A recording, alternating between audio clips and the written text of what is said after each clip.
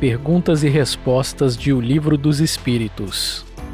Livro 3º. As Leis Morais. Capítulo 4. Lei de Reprodução. População do Globo.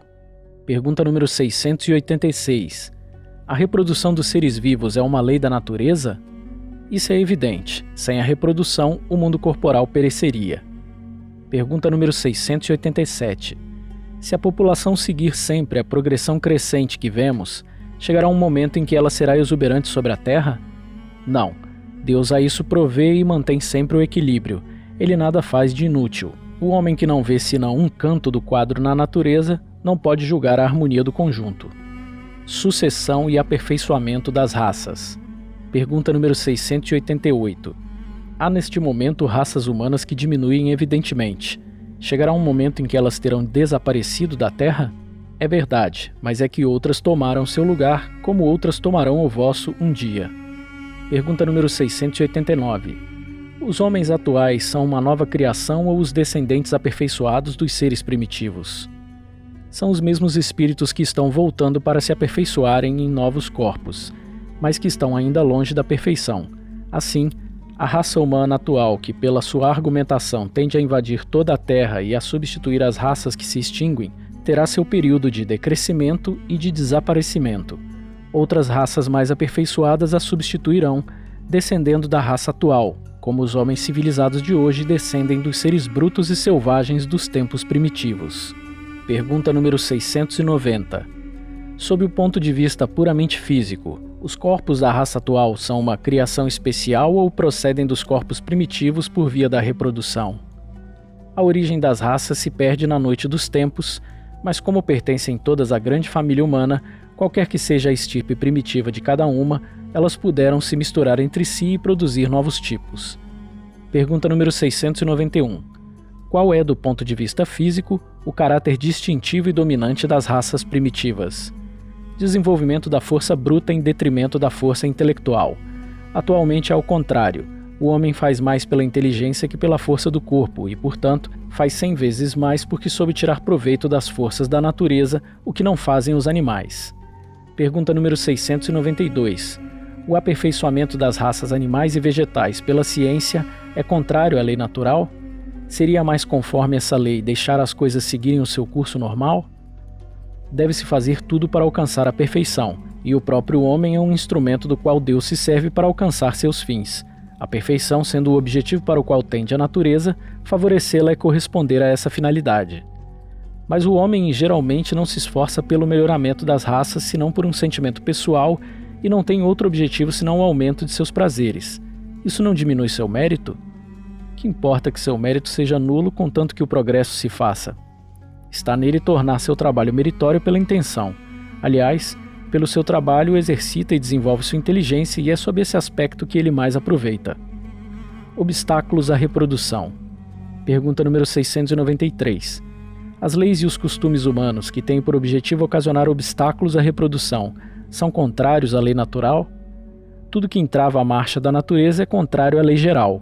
Entretanto, há espécies de seres vivos, animais e plantas cuja reprodução indefinida seria nociva e outras espécies e o próprio homem seria logo a vítima. Comete ele um ato repreensível detendo essa reprodução? Deus deu ao homem sobre todos os seres vivos um poder que deve usar para o bem, mas não abusar. Ele pode regrar a reprodução segundo as necessidades, mas não deve entravá-la sem necessidade. A ação inteligente do homem é um contrapeso estabelecido por Deus para restabelecer o equilíbrio entre as forças da natureza e é isso ainda que o distingue dos animais, porque o faz com conhecimento de causa. Mas os próprios animais também concorrem para esse equilíbrio, porque o instinto de destruição que lhes foi dado faz com que, provendo sua própria conservação, eles detenham o desenvolvimento excessivo e talvez perigoso de espécies animais e vegetais de que se nutrem. Pergunta número 694. Que pensar dos usos que têm por efeito deter a reprodução tendo em vista satisfazer a sensualidade? Isso prova a predominância do corpo sobre a alma e quanto o homem está materializado.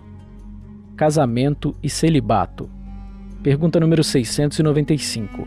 O casamento, quer dizer a união permanente de dois seres, é contrário à lei natural?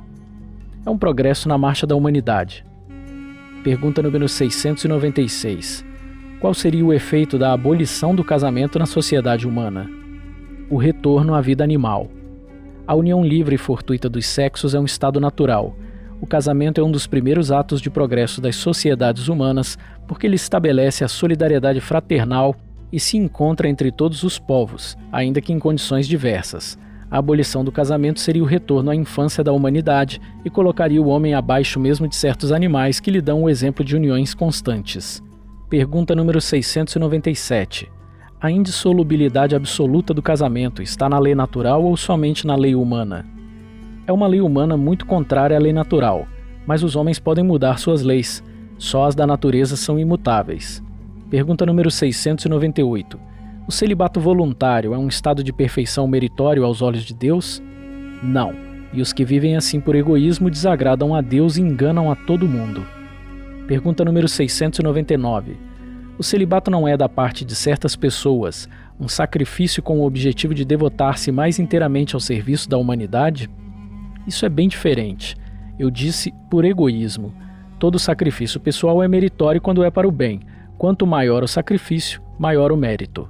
Deus não pode se contradizer, nem achar mal o que fez. Não pode ver mérito na violação de sua lei. Mas se o celibato por si mesmo não é um estado meritório, o mesmo não ocorre quando constitui pela renúncia às alegrias da família um sacrifício feito em proveito da humanidade. Todo sacrifício pessoal com o objetivo do bem e sem dissimulação do egoísmo eleva o homem acima de sua condição material. Poligamia. Pergunta número 700. A igualdade numérica que mais ou menos existe entre os sexos é um índice de proporção segundo o qual eles devem estar unidos? Sim, porque tudo tem um fim na natureza. Pergunta número 701. Qual das duas, a poligamia ou a monogamia, está mais conforme à lei natural? A poligamia é uma lei humana cuja abolição marca um progresso social. O casamento, segundo os objetivos de Deus, deve ser fundado sobre a afeição dos seres que se unem. Com a poligamia não há afeição real, mas sensualidade. Se a poligamia fosse segundo a lei natural, ela deveria poder ser universal, o que seria materialmente impossível, visto a igualdade numérica dos sexos.